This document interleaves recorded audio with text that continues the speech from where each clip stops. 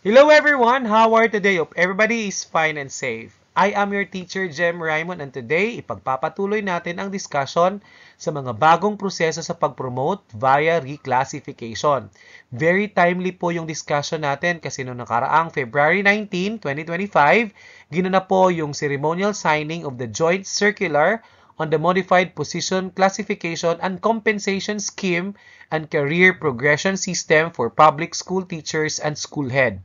Sinisigurado po ng joint circular na to na magkakaroon na talaga ng new teaching position for Teacher 4 to Teacher 7 and Master Teacher 5 at sinisigurado din ng joint circular na magkakaroon na ng updated reclassification policies. So habang hinihintay natin yung official DepEd order tungkol dyan, isi-share ko na muna sa inyo ngayon ang tungkol sa bagong procedures at requirements for promotion via reclassification. Batay po ito sa natinan ko na Regional Training of Trainers on Assessors Training and Deepening of Classroom Observation and Portfolio Assessment noong nakaraang buwan lamang. Now, before nyo po panoorin yung video na to, hopefully napanood nyo na po yung part 1 ng video ko kaugnay sa Expanded Career Progression Policy para mas maintindihan nyo po yung tatalakayin ko sa video na to na patungkol nga sa procedures and requirements for reclassification. I-discuss natin sa video na to ang logical procedures for promotion via reclassifications. Ito po yung 3-step process para maging school principal. So, kung pipiliin ni teacher maging school principal, dapat na-meet niya yung civil service approved qualification standards like education, training, experience, and eligibility. Pwede po kayong mag-refer sa Department Order No. 7, Series of 2023, Department Order No. 20, at saka Department Order No. 21, Series of 2024 para sa mga qualification standards for school administrators. Now, step 2 naman po ng process ay for standard-based assessment. Ang applicants po for school heads ay required po to pass DepEd Administered School Head Assessment. Ito po yung NCASH or the Principal's Test. After po ma-meet ng applicant yung qualification standards for step 1 and passer po siya ng Principal's Test, so pwede na po mag-proceed sa step 3 ang ating teacher applicant for school administrator na posisyon. Then, i-assist na naman siya according to the criteria set in the Department Order No. 7, Series of 2023. Ito naman po yung 3-step process in advancing in the classroom teaching career line. Una po, dapat na-meet po ni teacher applicant yung mga qualification standards approved by the Civil Service Commission. So, in terms of education, training, experience, and eligibility. Pagkatapos niyan, yung step 2, i-assist po yung teacher base po sa mga PPST-based performance requirements. Now, after na met po ni teacher yung dalawang steps na yan, upon initial evaluation, then pwede na po siyang i-assess for your PPST-based selection process. Now, I will give details on these steps sa kalagitnaan po ng video na to. Ito po yung overview ng end-to-end process sa reclassification. Let's discuss each one para malaman natin yung mga similarities at differences sa mga prosesong ito sa mga nakagawian nating mga proseso before. Ito po yung unang step of the reclassification process. Mag-i-issue po ang ating Schools Division Superintendent ng Memorandum for Application for Reclassification sa Teaching and Principal Position. Makikita po sa memorandum ang Civil Service Approved Qualification Standards in a certain position, yung mga documentary requirements, ang deadline of submission, yung timeline of application, and mga assessment activities. Kasama na din po yung number of days bago i-release yung results ng evaluation and other important instructions. Mahalaga pong i-take note yung cut-off date ng application. I-determine yan ng ating Schools Division Office. At nakasulat naman yan sa call for application such that all applications received on or before the deadline of submission shall be included in the processing for a specific year. Now, all other applications submitted pagkatapos ng deadline of submission shall be included sa susunod na po ng round of reclassification. Lahat po ng interested teacher applicants for reclassifications ay magsasubmit po ng reclassification form for teaching positions or RFTP. Habang yung mga school head applicants ay magsasubmit naman po ng reclassification form for school principal positions or RFSPP sa kani-kanila mga HRMO through records on or before the deadline na nakasulat sa division memo signed by the school's division superintendent. Ito po yung iba't ibang forms na isasubmit ng mga interested applicants. So, yung form na reclassification form for teaching positions or RFTP at yung reclassification form for school principal positions or RFSPP. Ang RFTP and RFSPP ay ang mga tools na magdidetermine kung anong appropriate classifications of positions qualified si teacher. Ito po yung mga ilan sa mga documentary requirements needed to submit during the applications. Letter of intent, Form 212 PDS, photocopies lang ng valid PRC ID, yung transcript of records, service records, certificate of trainings, and for those who are applying for school head position, certificate of rating in English po ang kailangang i-attach. Kasama din ang photocopy ng performance rating in the last 3 performance rating with at least very satisfactory na description. Omnibus sworn statement kasama din, and other documents may be required by HRM PSB like portfolio of the non-classroom observable indicators. Now, we will discuss in detail about this portfolio on my next videos. After receiving all applications, ang ating HRMO ay gagawa na po ng initial evaluation.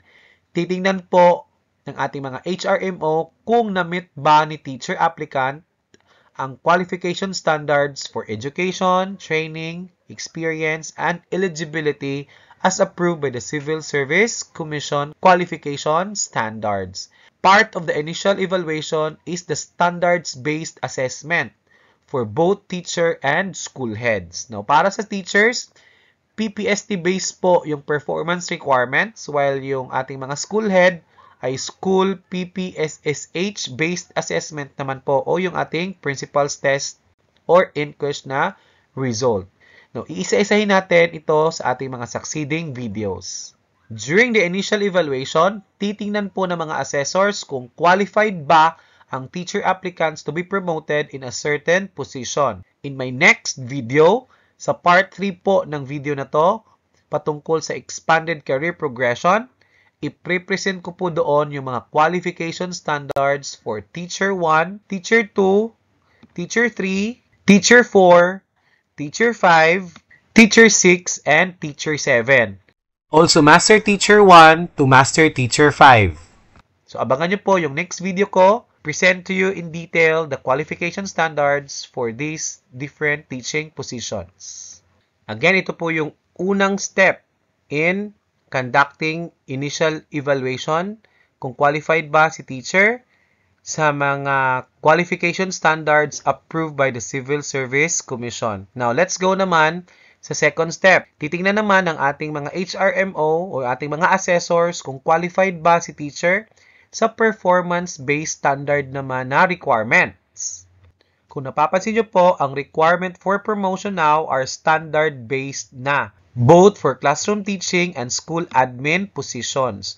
For classroom teaching position, for reclassification, need ni teacher na mag-submit sa kanyang IPCRF na nagpapakita ng kanyang proficiency sa mga PPST indicators batay sa kung paano sila nasuri or na-evaluate sa kanilang performance.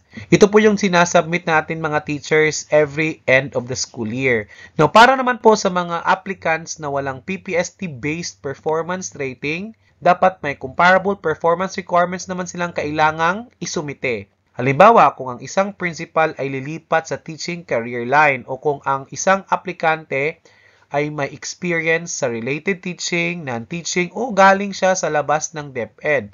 So, kailangan pa rin niyang ipakita na kaya niyang gampanan ang trabaho batay sa equivalent o comparable na performance requirements kahit wala silang PPST-based rating. For school administration naman, may DepEd Administered School Head Assessment ang isinisagawa ng DepEd para sa mga nais maging school head o principal. Now, kailangang pumasa ang teacher ng PPSSH-based assessment o yung Philippine Professional Standards for School Heads upang mapatunayan na handa sila sa tungkulin ng pamamahala at pangangasiwa ng paaralan. Now, para po tingnan yung PPST-based performance requirements ng teacher applicant for a teaching position, kinakailangan po yung IPCRF niya. Kasi sa IPCRF po makikita kung ano yung mga performance niya sa lahat ng mga 37 indicators ng ating PPST. So, yung table na to, yung mga teachers, ang nagpapakita ng mga performance requirements for each position level. Now, sa susunod ko po na video, i-discuss ko po ito ng detalyado. Isa po kasi ito sa titingnan during the initial evaluation. Now, after po ng pag-conduct ng initial evaluation ng mga documents ng ating mga teacher applicants, ang ating HRMO, Human Resource Management Officer, ang maghahanda at magsasubmit ng signed initial evaluation results or IER sa ating mga Human Resource Merit Promotion and Selection Board or HRM-PSB for deliberation po.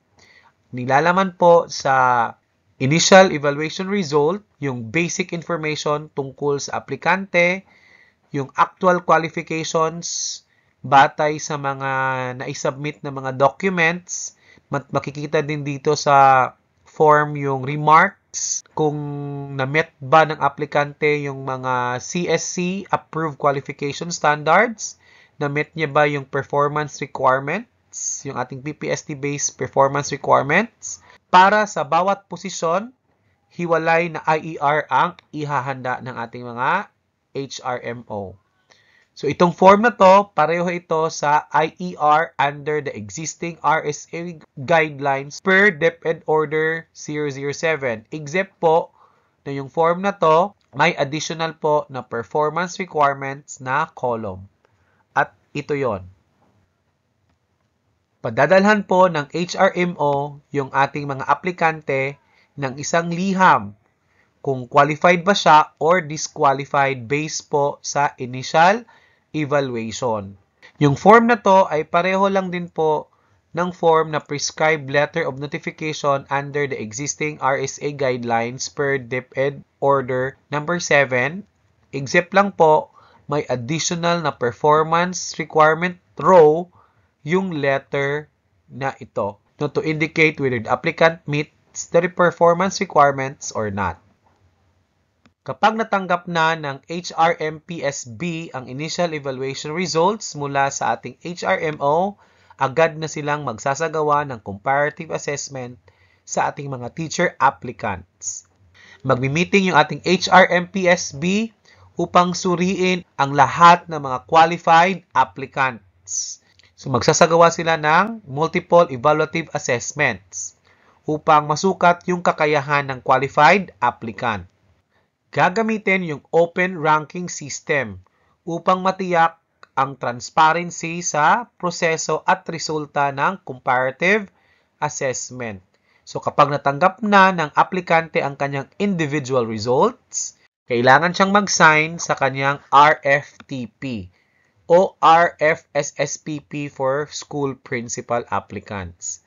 So, ang pinirmahang document na to ang magsisilbing patunay na ang aplikante ay dumaan sa buong application at assessment process. Ang resulta ng kanyang individual assessment ay naipaliwanag at natalakay ng mabuti sa kanya. Ito ang gagamiting criteria sa pag-assess sa lahat ng qualified applicants for promotion and reclassification. So, irarank lahat ng qualified applicants base sa overall scores they obtained based on these criteria. Now, I will give detailed explanation and examples how to get scores in each criterion for teacher promotion and reclassification sa mga susunod ko po na video. Now, ito po yung mga iba't ibang increments table na gagamitin natin to get our corresponding points in each criterion for promotion or reclassification, and I will make a separate video on this, how to use these tables. Ito naman po yung classroom observable indicators to be assessed for each position being applied for. I know code lang po yung nakalagay dito sa ating slides, pero sa mga susunod ko po na video, bibigyan ko po ito ng mga description or yung mga specific indicator talaga para mas maintindihan nyo yung mga i-require sa inyo na indicators for classroom observation. At ito naman po yung mga non-classroom observable indicators na ating gagamitin para sa ating portfolio annotations and for our interview. So, bibigyan ko po ito ng mga descriptions, ng mga specific standards talaga sa mga susunod ko po na video. So, pagkatapos ng ranking, ito na po yung comparative assessment results form for expanded reclassifications.